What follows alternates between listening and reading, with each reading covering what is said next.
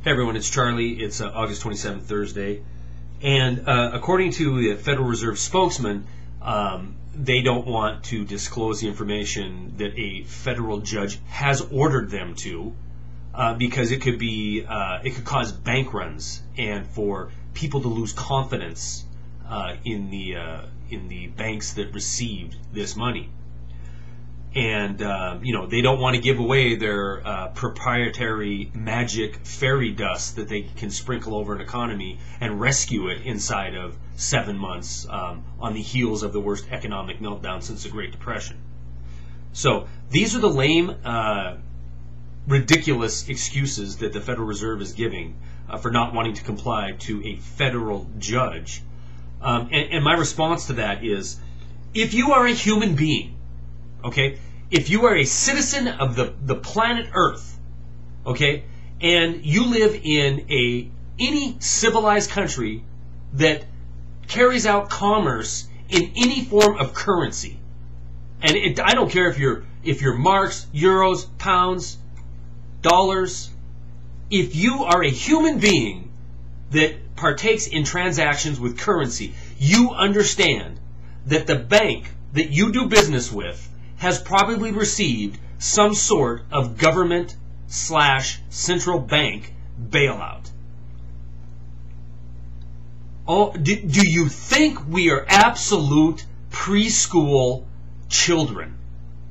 Of course we understand that the banks that we do business with daily, the ones that hold my mortgage, the ones that might hold your student loan or your car loan, of course we know that they have received bailout money.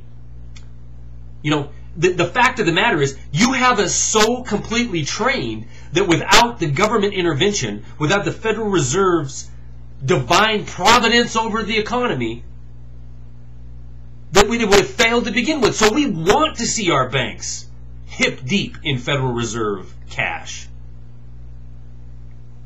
For them to come out with these arguments is nothing more than smoke and mirrors, nothing more than an attempt to hide the truth from the American people and the people of the world. Because when the Federal Reserve secrets come out, the whole central banking system is going to be under a microscope.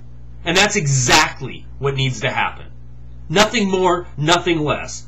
Open the books. You and I, American citizens, are unwilling, coerced investors into companies that deserve to have failed.